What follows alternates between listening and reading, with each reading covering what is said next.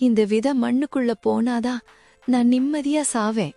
அந்த வழியாக செல்பவர்களிடம் கையை நீட்டி கெஞ்சுகிறார். தம்பி, கொஞ்சம் நில்லுப்பா, எனக்கு ஒரு உதவி செய்றியா? என்னபடி செய்யணும்? என் வீட்டு பின்னாடி ஒரு குழி தோண்டி இந்த விதைய மட்டும் நட்டு வச்சு கால காலத்துக்கும் பராமரிச்சுட்டு வர்றியா? உனக்கு புண்ணியமா போகும். என்ன பாட்டி, என்னைய பார்த்தா இலக்கரமா தெரியுதா? நானே வேலை வெட்டி எதுவும் கிடைக்காம திரிஞ்சிட்டு இருக்கேன். இதுல நீ வேற வெறுப்பை ஏத்திட்டு இருக்க.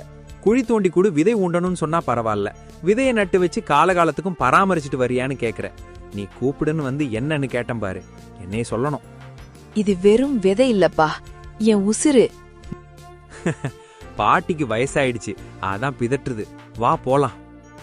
அவர்கள் பாட்டியை ஒரு பைத்தியம் போல பார்த்துவிட்டு கடந்து போகிறார்கள். பாவம்பா அந்த பாட்டி, யார பார்த்தாலும் கையை நீட்டி எதையாவது உதவி செய்ய சொல்லி கேட்டுக்கிட்டே இருக்கு. வயசான காலத்துல இப்படி தனிமையில தவிக்குதே. ஆமாங்கண்ண, இவங்கள பார்க்கும்போதே எனக்கே கஷ்டமா இருக்கு. இவங்க இந்த ஊருக்கு வந்த புதுசுல எப்படி இருந்தாங்க தெரியுமா?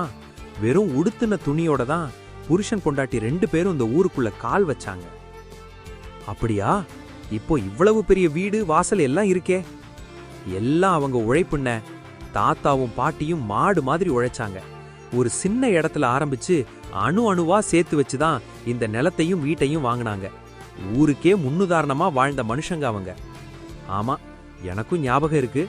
ஆனா என்ன பிரயோஜனம்? இவ்வளவு சொத்து சேர்த்தும் அதை கொண்டாட ஒரு பிள்ளைக்குட்டி இல்லாம போயிடுச்சே. அதுதான் பெரிய கொடுமை. அந்த தாத்தா போனதுல இருந்து பாட்டிக்கு மனசு உடைஞ்சு போச்சு. அதான் யார பார்த்தாலும் ஏதோ ஒன்னு பேசிக்கிட்டே இருக்கு. பாவம். இருவரும் சோகமாக பேசியபடி நடக்கின்றனர்.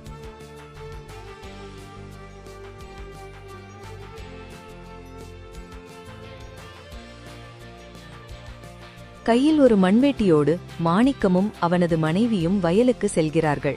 என்ன பாட்டி, ஏன் இப்படி வாசல்லே உட்கார்ந்திருக்கீங்க? சாப்பிட்டீங்களா? யாரு ராசத்தி மவனா?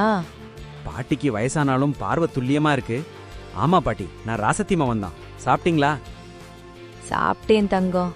உன் அம்மா நல்லா இருக்காளா? நல்லா இருக்காங்க பாட்டி. அம்மாவை நல்லா பாத்துக்கணும், சரியா? உங்க அப்பன் உங்களை அம்போன்னு விட்டுட்டு போனதுக்கு அப்புறம் உன் அம்மா தான் கல்லு சுமந்து மண்ணு சுமந்து நாயா பேயா திரிஞ்சு உங்களை நல்லபடியா வளர்த்தா. ஆமா, உன் தங்கச்சியை எங்க கட்டி கொடுத்திருக்கு? அதுவா, செங்குன்றாபுரத்துல தான் பாட்டி கொடுத்திருக்கோம். பாட்டிக்கு வயசானாலும் எல்லாமே ஞாபகம் இருக்கே. இல்ல தம்பி, இந்த ஊருக்கு நானும் என் புருஷனும் பொழப்பு தேடிதான் வந்தோம். கையில ஒரு நயா பைசா இல்லாம இந்த ஊருக்கு வந்தோம். இந்த ஊரு தான் எங்களுக்கு ஆதரவு கொடுத்து ஒரு நல்ல நிலைமைக்கு கொண்டு வந்துச்சு. இப்போ ஒண்ணுமே இல்லாம தான் இந்த ஊரை விட்டு போக போறோம். அதான் இடைப்பட்ட காலத்துல நம்மள வாழ வச்ச இந்த ஊருக்கு ஏதாவது நல்லது செய்யலாமான்னு நினைக்கிறேன். எனக்கு வயசாயி போச்சு, என்னால ஓடி ஆடி எதுவும் செய்ய முடியாது. ராசாத்தி மகனே, எனக்கு ஒரு உதவி செய்யறியா? உதவியா? என்ன உதவி பாட்டி? சொல்லுங்க, முடிஞ்சா செய்யறேன். ஒன்னும் இல்ல, என்கிட்ட ஒரு விதை இருக்கு. அதை என் வீட்டுக்கு பின்னால ஒரு கல்லு வச்சிருப்பேன். அந்த இடத்துல நான் கொடுக்கற விதைய நட்டு காலத்துக்கும் பராமரிச்சுட்டு வர்றியா? ஊர்ல யார கேட்டாலும் உனக்கு வேற வேலை இல்லைன்னு சொல்லிட்டு போயிடுறாங்க. நீயாச்சும் இந்த ஒரு உதவி பண்றியா? இவ்வளோதானா? பண்ணிடலாம் பாட்டி. இப்ப கொஞ்சம் அவசர வேலையா இருக்கு. வேலையெல்லாம் முடிச்சிட்டு வந்து அப்புறமா வந்து குழியை தோண்டி நீங்க கொடுத்த இந்த விதைய நட்டுறேன். நீயாச்சும் சரின்னு சொன்னியே, அதுவே சந்தோஷம். அப்புறமா உனக்கு நேரம் கிடைக்கும்போது வந்து பாரு. அந்த பாட்டி தான் ஏதோ உளறிட்டு இருக்குன்னா நீங்களும் சரின்னு சொல்றீங்க. நம்ம வீடு அங்கிட்டு இருக்கு, இந்த பாட்டி வீடு இந்த பக்கம் இருக்கு. வந்து வந்து பாத்துட்டு இருக்க முடியுமா? ஆடு மாடு கடிச்சிட்டு போயிட்டா என்ன பண்ணுவீங்க?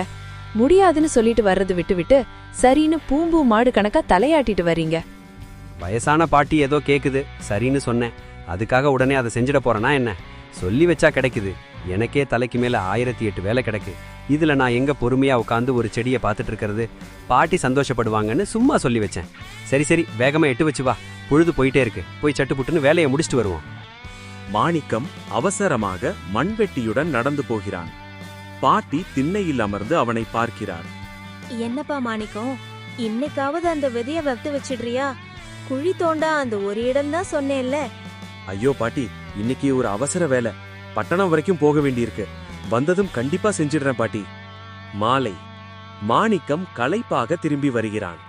பாட்டி கையில் அந்த விதையோடு வாசலுக்கே வந்து நிற்கிறார்.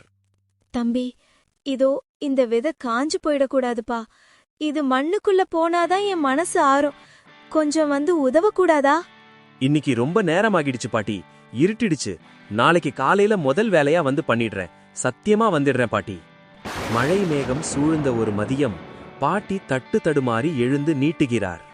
தம்பி, எனக்கு நேரம் கம்மியா இருக்குன்னு தோணுதுப்பா. அந்த ஒரு உதவி மட்டும். இதோ பாருங்க பாட்டி, மழை வர்றாப்புல இருக்கு. வயல்ல ஏகப்பட்ட வேலை கிடக்கு. இன்னைக்கு கண்டிப்பா முடியாது. போயிட்டு வந்து நாளைக்கு செய்றேன். சரிப்பா, உன் வேலை முடியட்டும். நான் காத்துக்கிட்டு இருப்பேன். மாணிக்கம் திரும்பி பார்க்காமல் போகிறான். பாட்டி அந்த விதையை தன் முந்தானையில் முடிந்து வைத்துக்கொண்டு ஏக்கத்துடன் அவன் போன திசையை பார்க்கிறாள். திடீரென ஊருக்குள் ஒரு சலசலப்பு.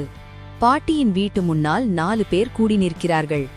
மாணிக்கம் அந்த வழியாக வரும்போது செய்தியை தெரிந்து கொள்கிறான். அந்த பாட்டி போயிட்டாப்பா. ராத்திரி தூக்கத்திலேயே உசுறு பிரிஞ்சிருச்சு போல. அனாவையா கிடக்குது பெணம். அதிர்ச்சியில் அப்படியே உரைகிறான். அவன் காதுகளில் பாட்டியின் கடைசி வார்த்தைகள் ஒலிக்கின்றன. தம்பி, எனக்கு நேரம் கம்மியா இருக்குன்னு தோணுதுப்பா. ஐயோ, பாட்டி கடைசியா கேட்ட அந்த ஒரு சின்ன உதவிய கூட என்னால செஞ்சு கொடுக்க முடியாம போயிடுச்சே. நாளைக்குன்னு சொல்லி ஏமாத்திட்டேனே. பாட்டியின் உடல் அடக்கம் செய்யப்படுகிறது. ஊர் மக்கள் சிலர் கூடி நிற்கிறார்கள். கடமைக்காக சில சடங்குகள் நடக்கின்றன. பாவம், இவ்வளவு சொத்து சுகம் இருந்தும் என்ன பிரயோஜனம்? கூட இருந்து ஒரு வாய் தண்ணி கொடுக்க கூட ஒரு சொந்தம் இல்ல. ஏதோ நம்ம ஊருக்கு வந்தவங்கன்னு முறைப்படி அடக்கம் பண்ணியாச்சு. இனி அந்த வீட்டை அரசாங்கம் எடுத்துக்கோ, இல்ல யாராவது ஆக்கிரமிப்பு பண்ணுவாங்க. அந்த பாட்டி சாகிற வரைக்கும் எதையோ பிதற்றிக்கிட்டே இருந்துச்சு. இப்போ எல்லாம் மடங்கி போச்சு. சரி, வாங்க போவோம். மக்கள் ஒவ்வொருவராக கலைந்து செல்கிறார்கள்.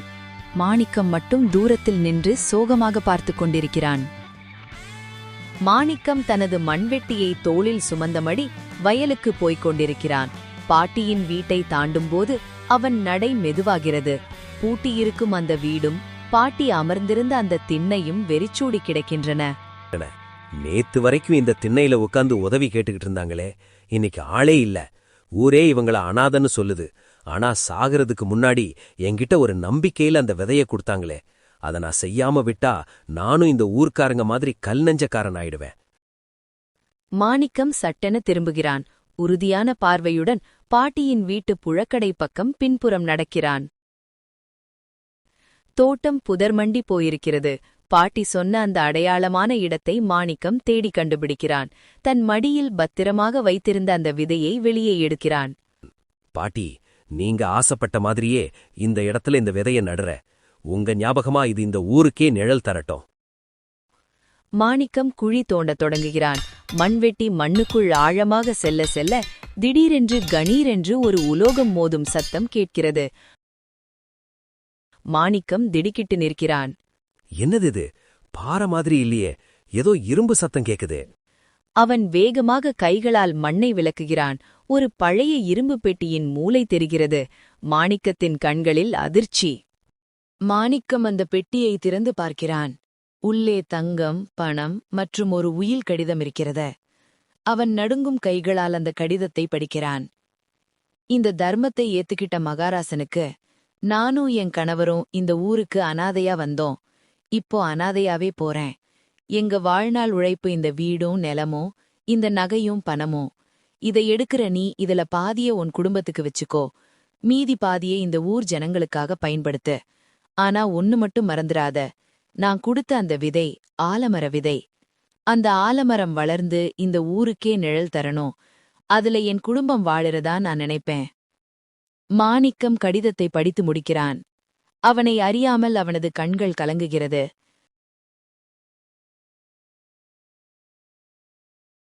அவனது கண்ணிலிருந்து ஒரு துளி கண்ணீர் அந்த கடிதத்தில் விழுகிறது. பாட்டி பிதற்றல. தன்னை வாழ வச்ச இந்த மண்ணையும் மக்களையும் எவ்வளோ நேசிச்சிருக்காங்க. பாட்டி கொடுத்தது வெறும் விதையில்ல, ஒரு வாழ்க்கை. மாணிக்கம் அந்த விதையை நட்டு தண்ணீர் ஊற்றுகிறான். பாத்தீங்களா நண்பர்களே, பாட்டி கொடுத்த விதைதான் இந்த மரம். பாட்டியோட சொத்துல தான் இந்த கிராமத்துக்கு சொந்தமா பள்ளிக்கூடமும் குழந்தைகள் விளையாடுவதற்கு பூங்காவும் கட்டியிருக்கோம். இந்த பாட்டி மாதிரியே உங்க சொந்தக்காரங்க யாராவது இந்த மாதிரி தன்னோட சொத்துக்களை கிராமத்துக்கு கொடுத்திருந்தாங்கன்னா அவங்கள பத்தி கமெண்ட்ல சொல்லி மரியாதை செய்யுங்க. இந்த கதை உங்களுக்கு பிடிச்சிருந்தது அப்படின்னா ஒரு லைக் பண்ணுங்க. மறக்காம நம்ம அஸ்மி அனிமேஷன் ஸ்டோரி சேனலை சப்ஸ்கிரைப் பண்ணுங்க. நன்றி, வணக்கம். அடுத்த ஒரு நல்ல கதையோடு சந்திப்போம்.